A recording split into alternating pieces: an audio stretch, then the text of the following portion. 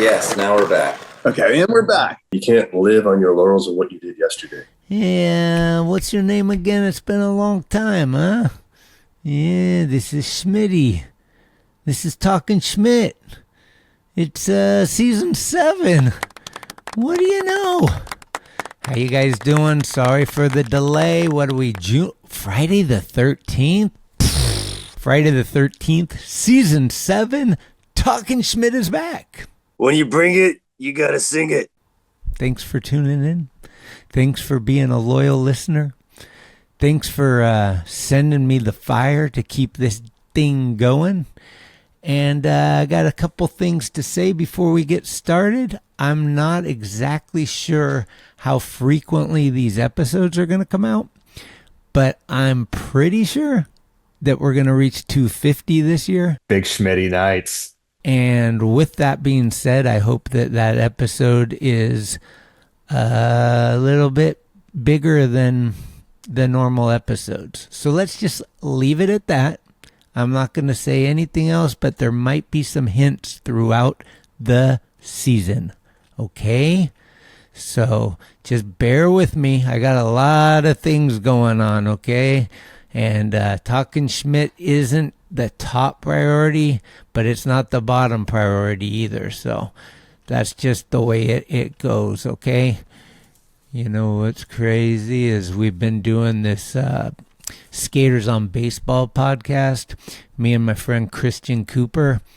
And it might be a little niche for most of you, but if you're into baseball, definitely cruise over. And every once in a while we talk skateboarding too, but it's mostly skaters talking baseball. So San Francisco Giants is my team. You're going to hear a lot of that. Get the pizza, the beer, the smoke, the weed. I went to Chicago. We went to the Girl and Goat, and we were like, you know what? Not so into this place. We took off. We went some other place, and it was very enjoyable. You just influenced somebody. Anyway, this episode is dedicated to one of the coolest guys I ever met in the music industry, Mr. Dave Sweetapple, who sadly passed away August 8th, 2024. Dave and I had a relationship throughout the years because when we started needing music rights for our videos at Thrasher, TP Records basically said, anything in our catalog is yours, carte blanche. Dave would always send me vinyl, and he was always stoked to do it.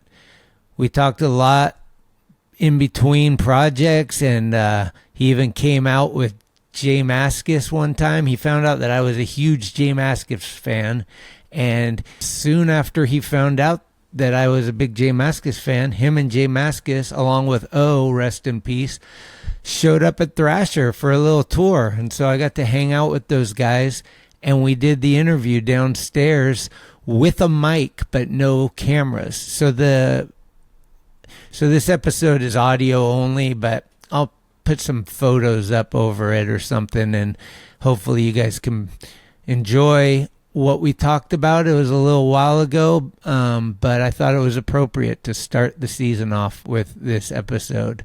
Every time I edit videos now, I will miss getting on the horn with him to discuss new bands he's signed and music that I can use for the project. Dave played bass in the bands Witch, Sweetapple, Dusty Skull, Vardlock, and Erie. This interview is with he and Jay of the band Witch at Thrasher Magazine back in, I think that was 2020. Part of the interview is in print in the Thrasher Magazine, and it just feels right to air it as the first episode of my 7th season. So here it is with love and respect in its entirety. Dave Sweetapple, J Mascis and O. I hope you guys enjoy, and follow me on Instagram, and I'm even on the X sometimes, but Instagram's where you'll probably get the most information on when the next episodes are coming and all that good stuff. So Talkin Schmit is back. and we're ready to roll out some episodes. But first, Blood Wizard. Blood Wizard. Blood Wizard. Blood Wizard. Blood Wizard!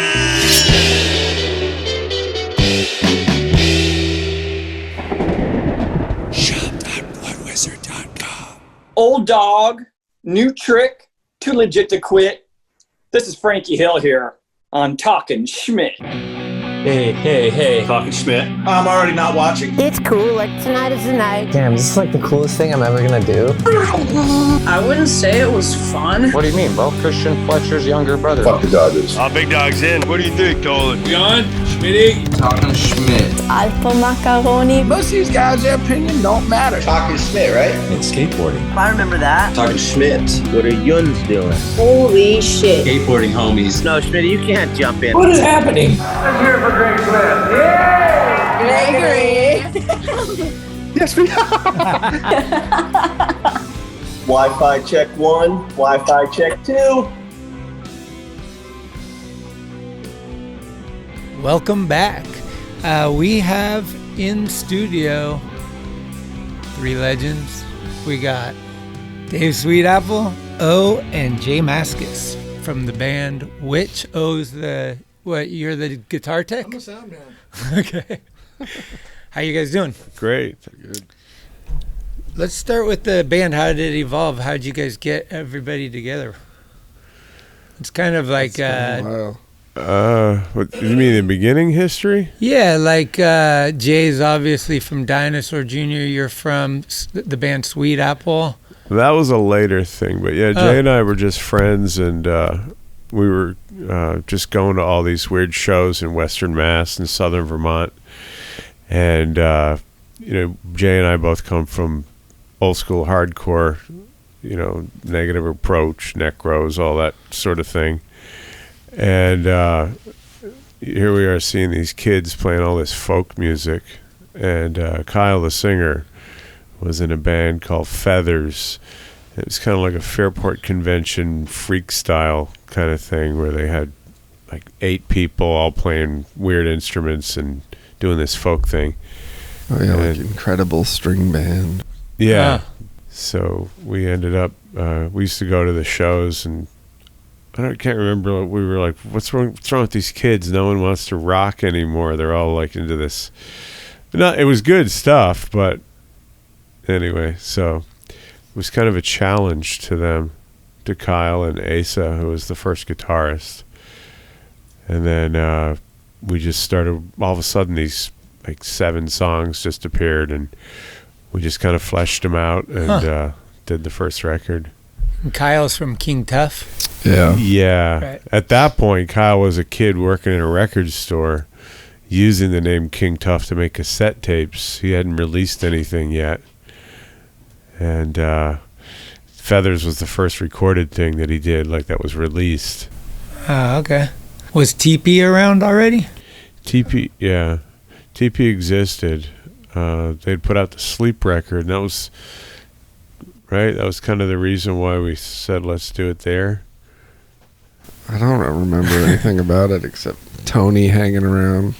Yeah, Tony, the guy who owned TP, he asked about us being on the label, and we said, yeah, all right, let's do it. So it just kind of happened, and put the first record out, and then the second one came 2 years later.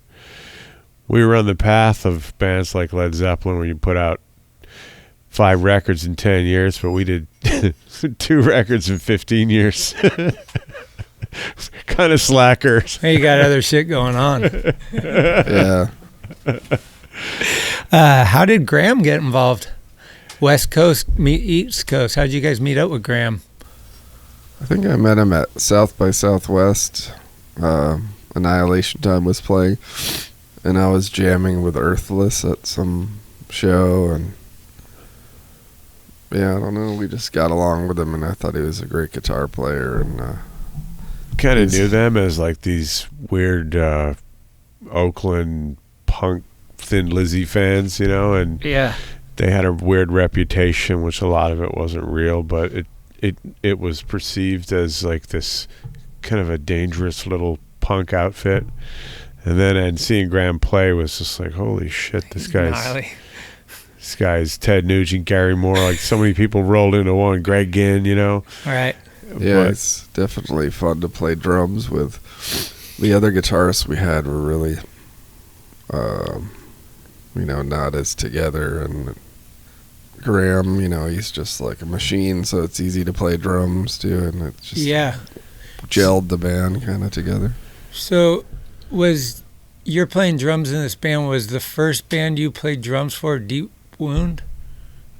Yeah, the first band. I think Jake used to tell me. I think it was a Boston hardcore band, and he probably saw your band play out there, right?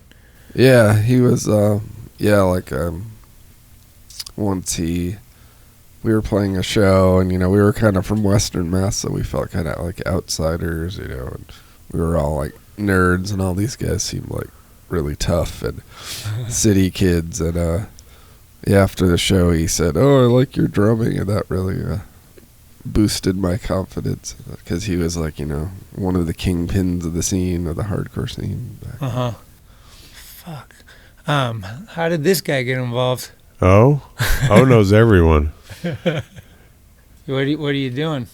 I'm doing sound on this tour. Oh, nice. And for those that don't know, you played drums. I played guitar in Olive Lawn. With Lance and Neil, maybe. Oh, yeah. I played guitar in that band, though. Lance played drums. What was that band? That was the Titus. We were just making fun of it. The Titus Skates band. I don't know if you know who old kids will know who Titus is, but not many, Right. Do you guys ever cover any of your other band songs? No. Not yet.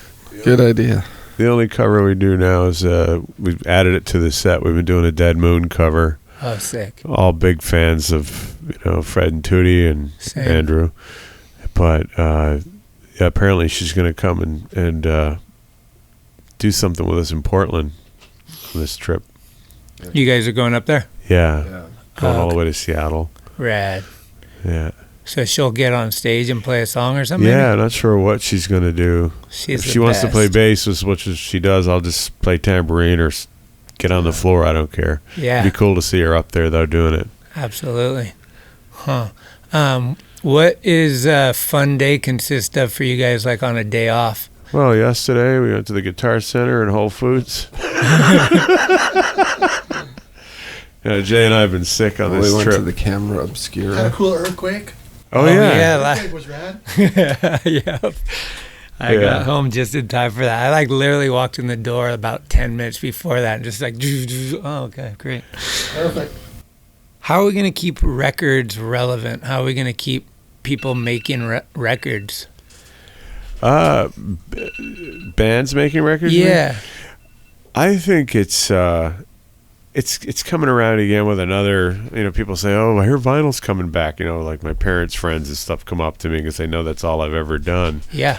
And but I think that more and more kids are doing recordings and they only want vinyl. They don't want CDs or even the digital. Because if it's digital, might as well have it on your computer. Right. But vinyl's a different whole story. You get the rad packaging, you get the liner notes, and then you get a different sound.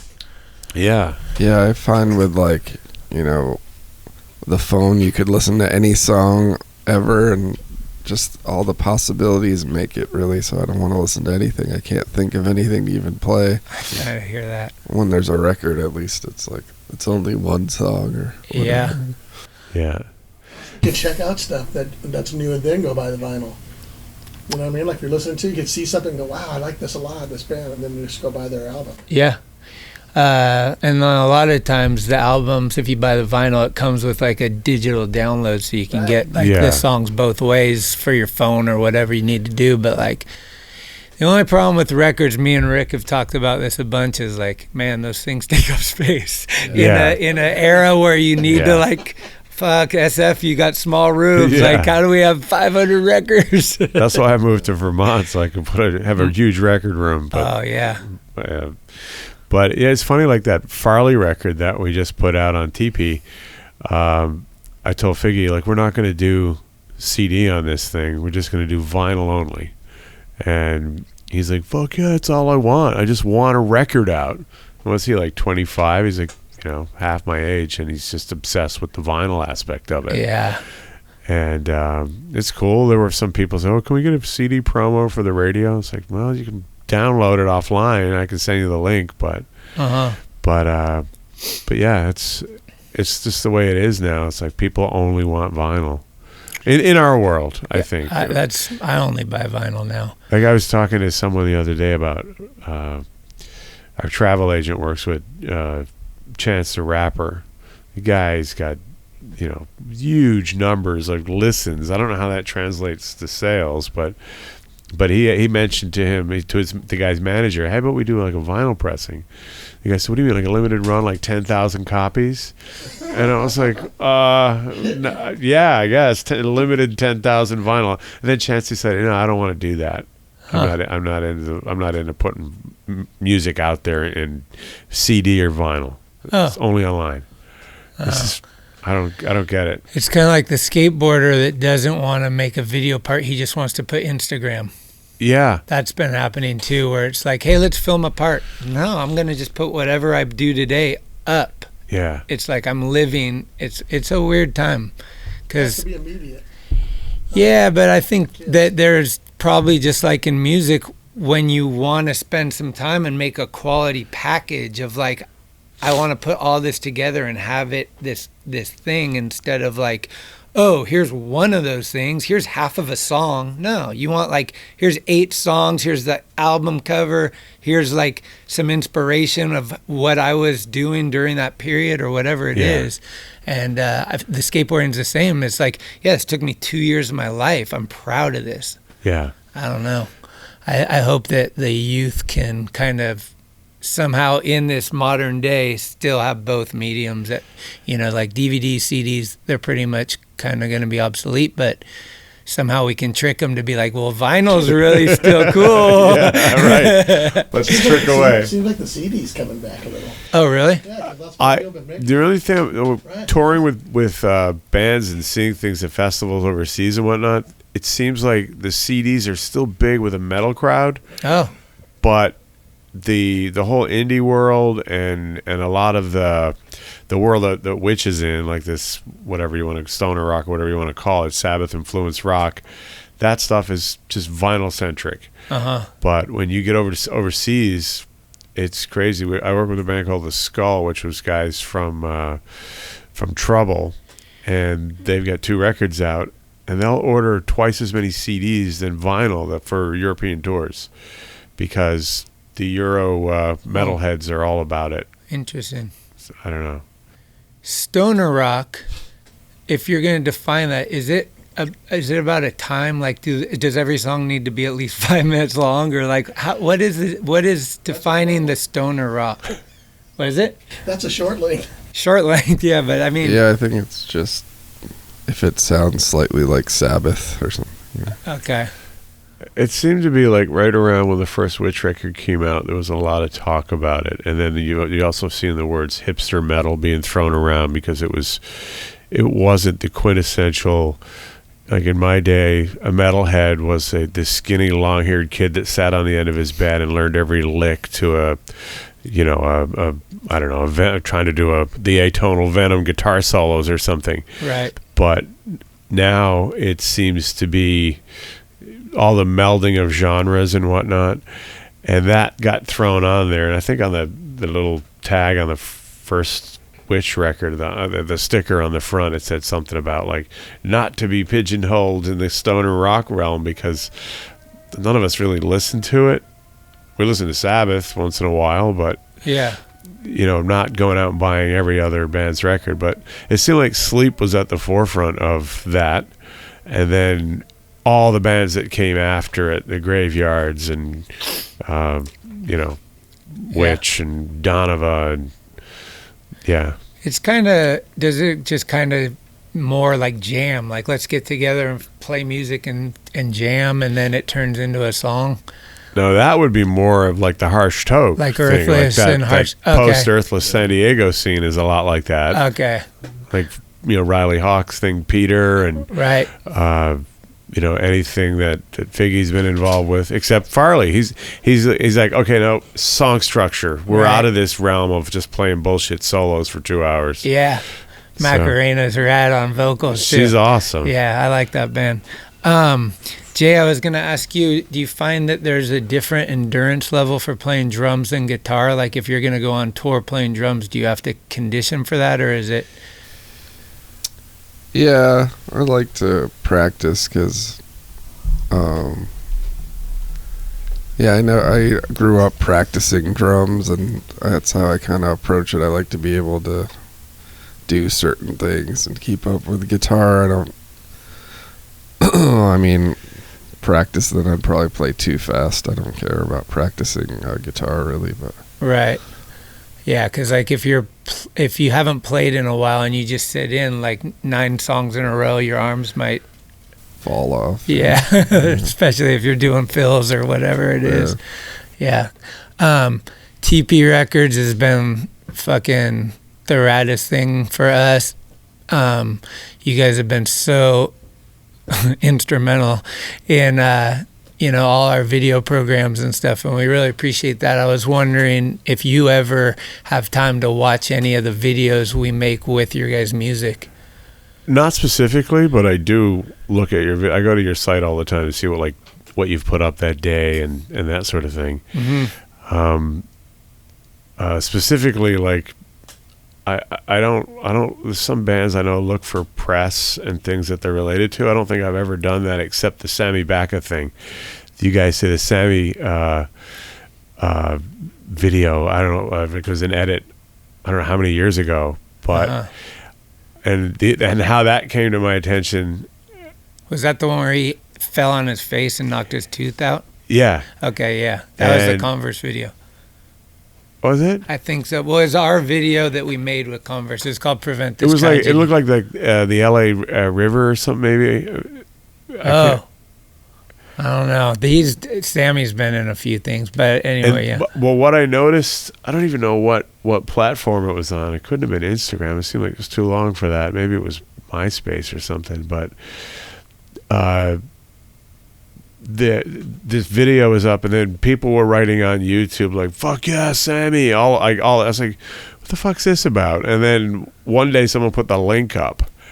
It was on our video on YouTube. That's what it was. It was the Sear video. Okay. And people were writing his name on it, and I didn't know why they were doing that. And when I went and looked, someone had put the link on there to an edit. And I was like, "Fuck, this is awesome!" It was so cool. And I think from that point forward, it was just like whatever you guys wanted, just like flow. I think you guys were absolutely instrumental in the initial popularity of this band in that skate world. It's weird to say, well, how are you guys a skate band? It's like, yeah, Jay and I have skateboards, but we're not Richie Belton. Right. But you're in the van playing music when we're on tour. Like we're listening to you guys to get us stoked to get to the next spot. That's awesome. You know, I mean, it's like this thing, like Dinosaur Jr., first time I ever heard it was in the Alien Workshop video. Yeah. It's like, whoa, rad. And then like that's Omar Salazar, whatever. There's been these rad things that like, it's a consistent thing. Like it's an unsaid relationship, right? Like it's like, hey, Dinosaur Jr., let's not overdo it, but let's keep it because we love that. And I mean, I think the same with we probably use every fucking song Lecherous Gaze has ever done, you know? Like, it's like, dude, could you got any B-sides in our release? Like, it was like, you know, like we were doing those, and I'd be like, dude, it just seems like the same video because we keep using the same band. But sometimes, like in today's world with the rights and all that stuff, it's all you can do. People are like, oh, fuck, that music sucked. It's like, okay, you get me a song. Yeah. You know? Yeah. And so, like, people don't understand, like, all that goes into it. Like, how come you're not using Black Sabbath or whatever? AC/DC. You're like, yeah, cool. You know? It's like, yeah. So, like, that stuff is stuff that I think not a lot of people outside the industry even understand or know about. But, like, to have your guys' catalog available. Most of the bands are down. Like, you know, I think we talked Cadaver into a song or something once, but there's been like so much influence for our whole video program. Yeah. I just can't thank you enough. As somebody that puts together the videos and has a relationship with you, mostly by email, but like you've got me into some rad shows too. Like just all that stuff is, I like it. For me, on a personal level, I think it was an absolute honor to, when I first started dealing with you guys, with the whole like giving you guys music to put in videos and edits. And I'm sure Jay feels the same way about Dino, because the way that Dino's been accepted into the skate world, and because for me, like I was living in Newfoundland, like an island out in the ocean. Oh, and I remember it was all like, you know, rock zines and whatever. And then I remember getting my first copy of Thrasher in like '82, and it just absolutely opened up a door that was beyond. And then from then, like just subscribing to it, living there, but the isolation of having that and reading what Scarfing Material was going to say, and just like what the Pus Zone had, and through that, I mean, this is a crazy thing. Like getting into bands like Gizm and all those bands in Japan that Pushead would write about in the zine. Right. It was just eye opening. I couldn't wait till the next issue, and then scroll through, and then try to find bands that I could mail order. Yeah. Because Pushead wrote about it. Right. So our small music section is reaching people.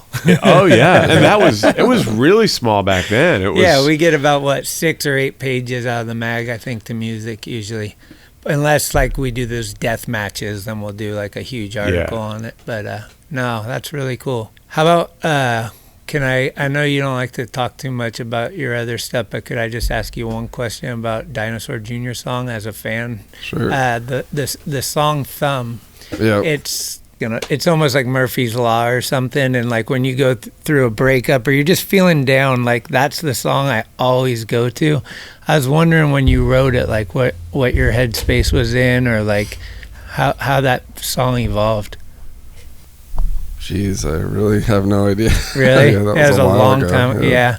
That song, we've probably played it more than any Dinosaur song as a group of friends and personally. Cool. And yeah, I get hyped on that one. As far as is there one song in particular you guys like to start out with to like get the momentum going, or do you guys mix it up? I mean, we're just the rhythm section, so we're just it's usually up to the singer to decide how to the show goes. Yeah, it changes. The set list change a lot. Yeah, it changes, but we usually end it on Sear, which is the song most people know, and it's like the most hits on YouTube and Spotify and whatever. It used to be really weird. Whenever we'd play that song, there would always be some sort of fight in the crowd, and it was like, well, what's going to happen tonight? And at one point, it was like 2 of Jay's really old friends. They just had this falling out and just started slugging at each other in front of the band. It was so cool. How rad. Oh, man. Well, this is your guys' first time at Thrasher, right? Yeah. What's your first impression?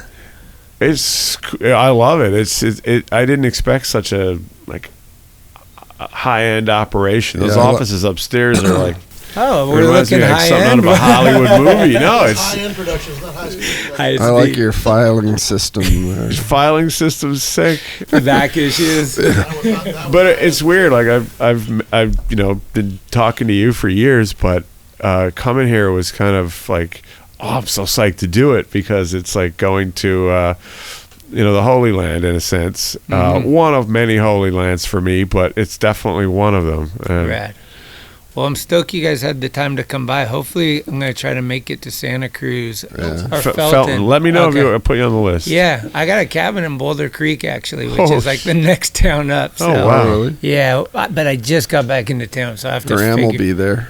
Oh, rad. Okay. And we're staying in Santa Cruz for 2 days, so you want to come and skate around. Oh, okay. Let's go skate derby.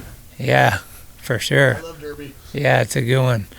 Well, thanks for coming by, and yeah, we got Thanks it. for having us.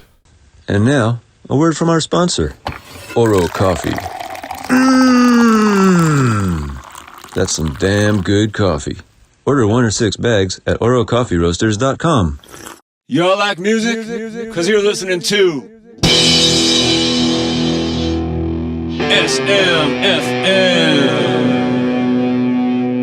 SMFM. Hi. Did you miss me? I sure as hell missed all y'all. But I'm back, the guy with the show, SMFM. Schmitty, great to see you too again, buddy. I missed you. And we're back. We're bringing the positive force, the positive peace. I mean, I'm the guy with the thumbs and the show, SMFM. And we seem to be in a shit show of a world right now. It's alright, because we're going to spread love, we're going to show love. And we're not going to listen to the bullshit about borders. No borders but skateboarders, first of all. Second of all, love to Canada. We're going to make things better with the band Worse from Vancouver, BC, with their song, Human Grease.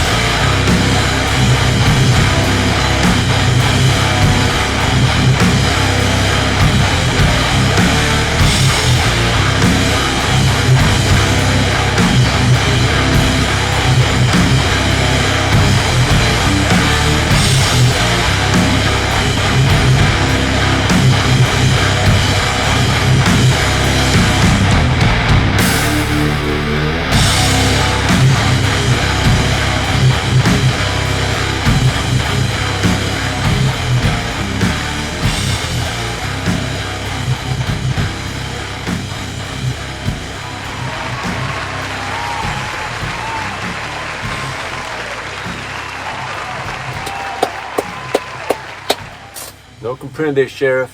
We don't need your fucking tariffs, alright?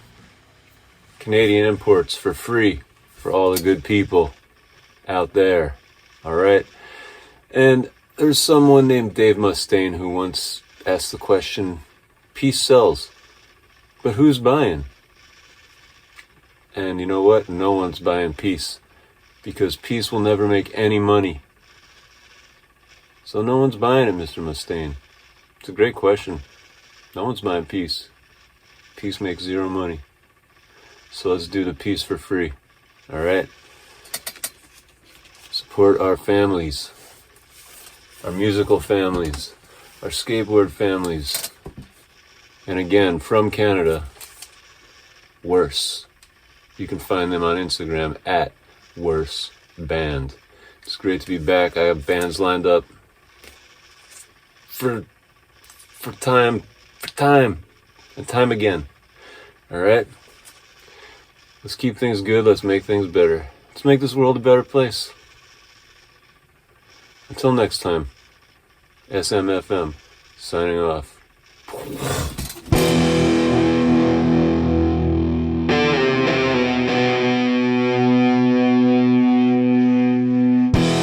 Thank you for listening to another episode of Talkin Schmit. You can subscribe to the show on iTunes, Anchor, Spotify, or anywhere you get your podcasts. When you subscribe, you'll get notifications every Tuesday of new episodes the minute they become available. Also, please leave reviews and a 5-star rating. It's the best way to help the show grow. All of the episodes will always remain free, but if you would like to help support the show, you can do so at TalkinSchmit.com, where you can pick up some merchandise like t-shirts, beanies, hats, and stickers. The website has an entire archive of all of the episodes, with extra photos and videos. Email us with any suggestions, comments, or ways that the show may have improved your life at talkinschmit@gmail.com. All interviews are conducted, edited, and produced by Schmitty. The intro music is Mary's Cross by the band Nature. A very special shout out goes to the executive director, Sharal Camisa. Shout out. Love it! This is Talkin Schmit, where the Rolodex is deep, but the conversation is deeper. Keep the wheels greased.